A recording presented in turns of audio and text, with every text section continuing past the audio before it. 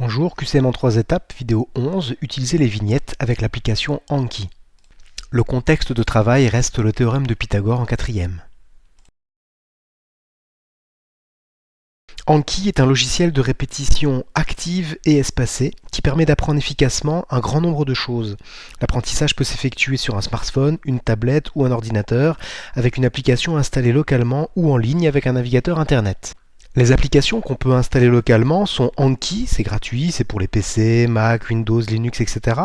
Donc il y a Anki Droid, donc c'est gratuit, c'est pour les tablettes Android, les téléphones Android. Il y a Anki Mobile, là c'est payant, donc c'est pour les iPhones, les iPads. Donc l'apprentissage en ligne donc fait appel à Anki Web. Donc ce dernier permet aussi une synchronisation avec les applications installées localement. Donc l'utilisation de base d'Anki est assez simple, elle est basée sur des cartes mémoire regroupées en paquets. Donc après avoir chargé un ou plusieurs paquets, on lance une révision sur un paquet. De nombreuses informations sur Anki et son utilisation sont disponibles sur Internet. Je vous laisse à disposition quelques liens, mais cette vidéo n'aura pas pour objet en fait de vous expliquer comment installer les différentes applications. Vous trouverez tous les détails nécessaires sur Internet, je n'ai aucun doute là-dessus. Dans un souci de mémorisation, la répétition, répétition active, répétition espacée, donc est un outil qui est important pour les élèves. Une donnée apprise mais non répétée a de fortes chances de s'effacer de la mémoire de l'apprenant. Je me réfère aux travaux d'Ebbinghaus. Il est donc important de réviser ce qui a été vu en classe. La révision active consiste à essayer de se rappeler de la réponse à une question posée, contrairement à la révision passive, où l'on relit, regarde ou écoute la réponse, sans se demander si on la connaît réellement. Des recherches sur le sujet ont montré que la révision active formait des souvenirs beaucoup plus durables que ceux de la révision passive. Il y a deux raisons à cela. Faire l'effort de se souvenir de quelque chose fortifie la mémoire et diminue les risques d'oubli par la suite. Le fait d'être incapable de répondre à une question nous informe qu'il faut revoir ou réapprendre la notion concernée. La répétition espacée est une technique d'apprentissage qui consiste à se faire interroger ou s'auto-interroger, d'autant moins souvent qu'on maîtrise la question. Cette technique repose sur la courbe de l'oubli, en faisant varier l'intervalle des rappels de l'information à mémoriser en fonction du degré de facilité, difficulté à récupérer l'information mémorisée. Si toutes ces notions vous semblent un peu obscures, ce n'est pas grave, il suffit de savoir que l'application Anki fonctionne, repose sur ces concepts de la répétition espacée, de la répétition active et de la répétition tout court. Davantage d'informations sont disponibles sur le site de Anki. Voilà, je commence par ouvrir Anki en double-cliquant sur le raccourci. Une fenêtre va s'ouvrir.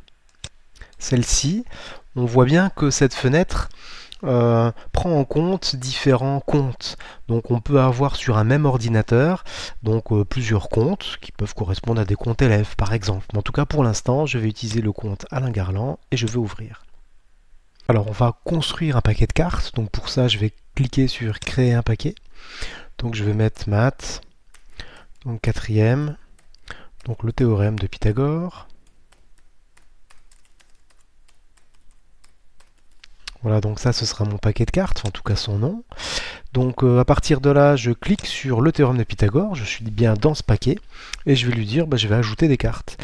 Donc je clique sur ajouter, une autre fenêtre apparaît. Donc cette fenêtre-là, il va falloir lui donner alors des vignettes dans recto et des vignettes dans verso.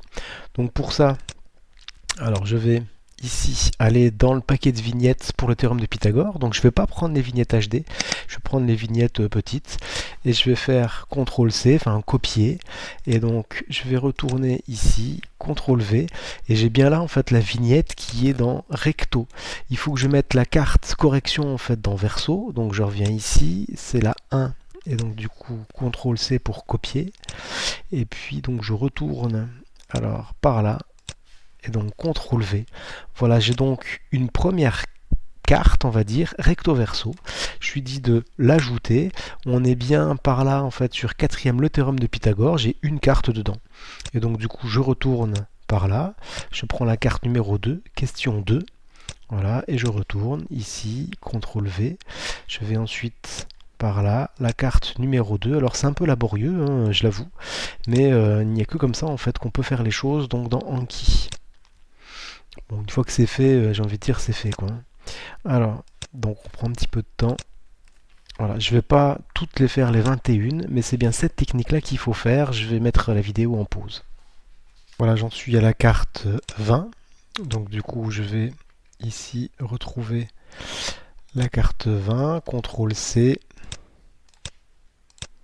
CTRL V. Je descends pour la carte verso. La 20, CTRL C, CTRL V, j'ajoute. Et c'est la dernière cette fois-ci. Donc du coup, on est bien sûr, alors je vais prendre directement, CTRL C, CTRL V. Et puis il faut que je récupère maintenant la dernière, la 21, CTRL C. Et ici, je suis sur CTRL V. Voilà, je vais donc, alors ça c'est la dernière carte, ajouter. J'ai donc ajouté 21 cartes, recto et verso hein, bien sûr, donc du théorème de Pythagore. Je ferme. Voilà. À partir de là, dans Anki, il me dit que j'ai 20 cartes. Alors j'en ai 21 parce que du coup, en fait, il y a un paramètre qui définit pas plus de 20 nouvelles cartes à réviser par jour. Alors je vais regarder mes paquets et donc du coup, j'ai bien le théorème de Pythagore qui est dans mes paquets. Pour l'instant, c'est une bonne première étape. Pour comprendre le principe d'Anki, je vais faire comme si j'étais un apprenant qui révise son paquet de cartes théorème de Pythagore. Je clique dessus, je vais cliquer sur étudier maintenant. Alors il me propose donc Anki la carte question, et donc du coup racine carrée de 25, alors je vais lui proposer par exemple B. Donc si c'est B, je lui demande d'afficher la réponse.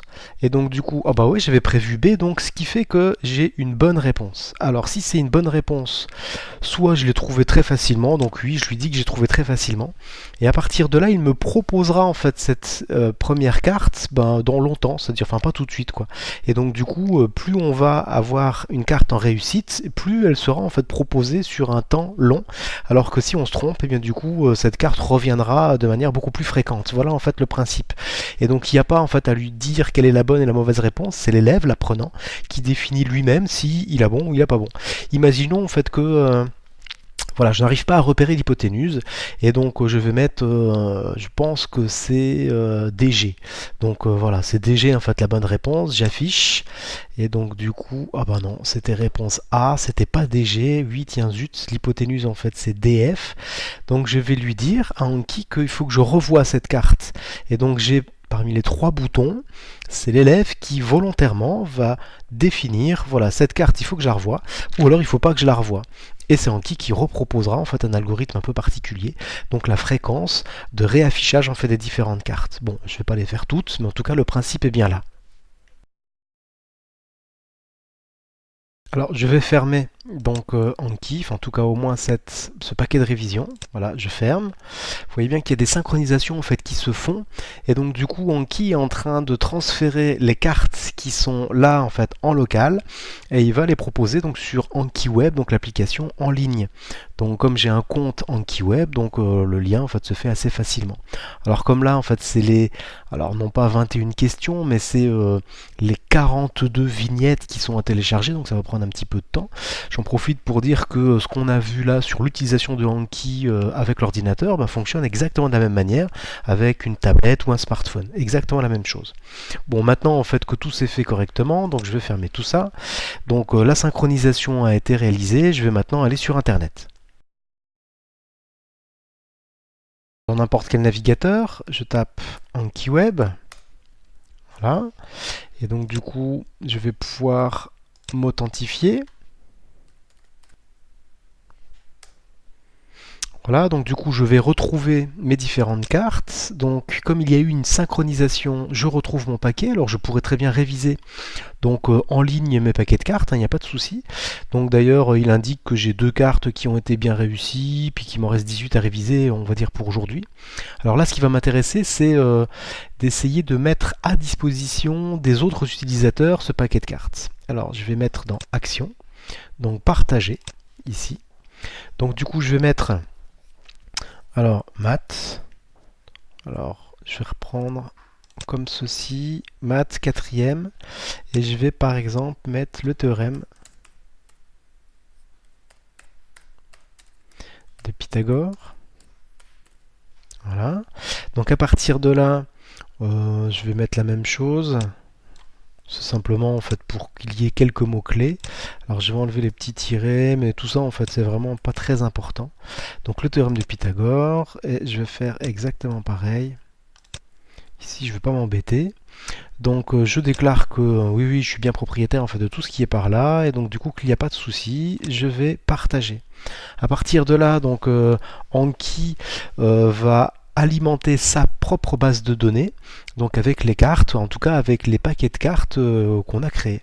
Je vais cliquer ici, voilà, et donc du coup, alors il y a un lien, donc en haut là, donc qui correspond, alors je vais peut-être agrandir la fenêtre, enfin en tout cas le lien qui est juste en haut, donc je peux le partager pour que les élèves aillent récupérer en fait ces paquets de cartes. Et quelqu'un qui a ce lien, donc cette adresse que je vais pouvoir copier, il suffira tout simplement qu'il aille sur cette page et qu'il fasse télécharger pour qu'il puisse télécharger en fait le paquet de cartes. Le paquet de cartes étant téléchargé, il double-clique dessus, que ce soit sur son téléphone, sa tablette, sur peu importe en fait sur un ordinateur, et donc du coup le paquet de cartes va se mettre automatiquement donc dans l'application et on disposera en fait de ce paquet de cartes là. Alors donc là pour l'instant je fais ici là, sur cette adresse CTRL-C, et si je mets donc alors par là, donc si on regarde, parce que du coup il n'y a pas beaucoup de place, ça c'est le lien que je vais proposer à mes élèves, en tout cas que ce soit sur le NT ou un autre endroit, pour qu'ils puissent très facilement en fait y accéder. Alors ça, voilà, CTRL-C, si je prends un autre navigateur que je colle, voilà, donc à partir de là, on voit que il n'y a pas besoin de s'authentifier, et là on est bien sûr, on accède directement à cette page, et cette page là, eh bien tout en bas, il y a la possibilité de le télécharger.